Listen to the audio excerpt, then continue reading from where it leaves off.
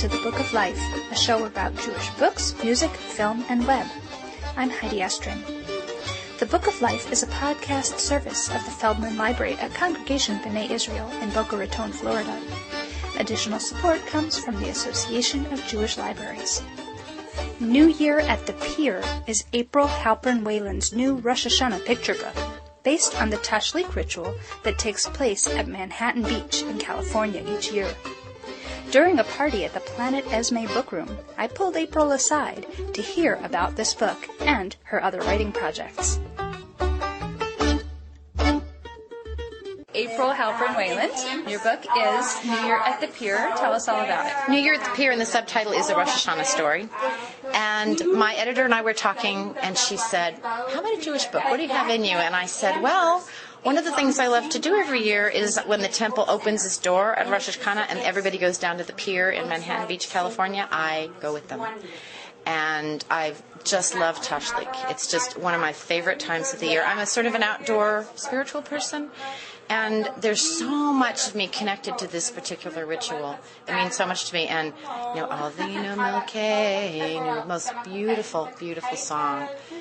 So I felt I could write a picture book about that. Now, 34 drafts later, where it was rejected by that editor and that house. The one who had asked for it. Yes. It's interesting, sorry to interrupt you, but it's interesting that they asked you because Rosh Hashanah books aren't necessarily an easy sell since there's a limited market for them. So it's interesting that they asked Well, you. she didn't ask me for a Rosh Hashanah book. She said a Jewish book. But even that is a limited market. Right. That's the perception. And that was a major house. So they asked you for that. They asked me, very interesting. and I worked on it, and it just wasn't what she was looking for. Okay.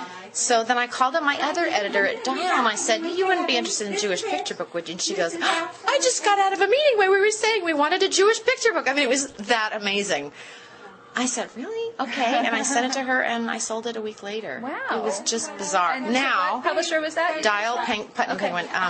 So Dial Books for Young Readers. And the painful part then began again, where now you had to edit it. It was first written for. It was the main character was like 10, and she was a girl, and my editor decided, for whatever reason, that it was too old main character. She wanted a younger picture book. And I thought, it's fine. And I didn't say that to her, but she said very kindly, we really understand if you don't want to do this, and we'd be glad to cancel your contract. She wasn't threatening me at all, but I thought, okay, I'll try. And actually, I think it works better. I was forced to kind of bring it down to an essence of what is this if it's for a child who can't write down the things he did wrong? And what would those things be? And how would you work out for a child what forgiveness is? And how does apology feel when your mom is apologizing to you? Mm-hmm. So it brought some depth to the book that wasn't there before. And then she liked it. It made you really think harder about it. So editors are probably usually right, even when it doesn't feel like it at first. I have to say, with every good review, I keep emailing her, thank you. I'm sorry if I ever whined. And that was Lori Hornick, and she's wonderful. And she has since been promoted twice. And so my new editor is Jessica Garrison, who is wonderful. Terrific. Okay, so they originally said to you, we just want a Jewish book, and you picked Rosh Hashanah. But do you have other Jewish books in you, if somebody asked you that again? I actually do. I just sat down today with Natalie Blitt. From PJ Library? She's picked up my book for PJ Library, and she asked me what else I had in me. And I was telling her about an idea I had based on my son's bar mitzvah.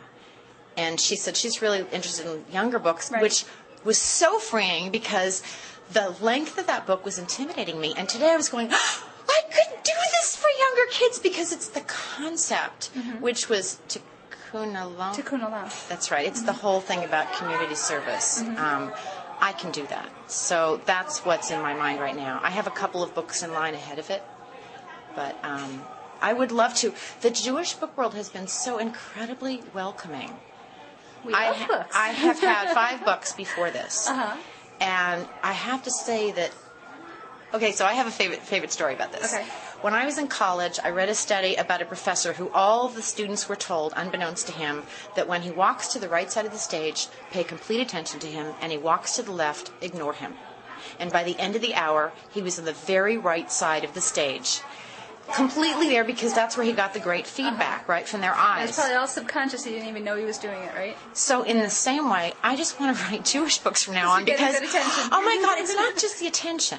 It's the kindness and the outreach and the, oh, well, we'll help you and let us spread the word and do you know so-and-so? It's just a galaxy I had no idea about. It's mishpacha. Including yours, yes, exactly. So Yeah. what were your other books about? Were they picture books? I have several picture books and then a novel and poems for teens. So my first one was To Rabbit Town, and it was about a child who runs away and lives with rabbits and slowly turns into one. And that was through Scholastic. Beautifully illustrated by Robin Spowart. And then a book called The Night Horse, and that was in rhymed iambic pentameter, like Shakespeare writes. And that was based on an assignment from my longtime mentor, Myra Cohn Livingston. I worked with her for 12 years. And that was also through Scholastic, and that was illustrated by Vera Rosenberry. And then a book for Knopf called It's Not My Turn to Look for Grandma. It's a funny book with lots of alliteration and metaphor, illustrated by George Booth, who does cartoons for The New Yorker. And then I have a CD with a lot of stories on that won some awards and a fiddle tune. I play the fiddle. Oh, you play the fiddle. How nice. And then I sold a book in Canada that no one's ever going to read about a in child. In Canada, will they read it? It's just here. It's a very small publisher in Canada. Okay. I really doubt it, but it's called Dear House Goodbye, about a child who moves. And then a book called Girl Coming In for a Landing, which is my novel and poems. I've heard that, yes. And that got some awards. And that was about a 13-year-old girl who's sort of dealing with, she likes to write, and who is she?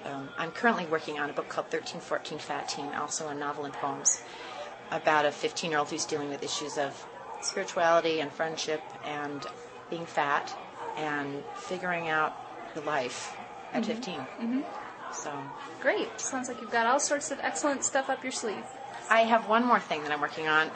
My very dear friend Bruce Ballin, he lives on a boat and he travels around the world. And he was the first guy at SCBWI who set the whole website up, and he was on the board for many years.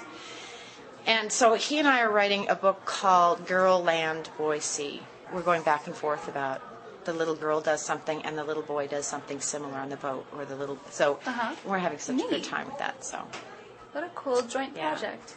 Yeah, Excellent. So busy and happy, and Obama's president and my son is happy, so my life is really good.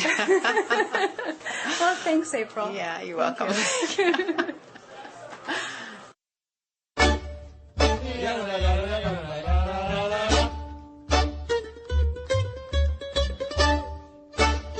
There are so many ways to connect with the Book of Life.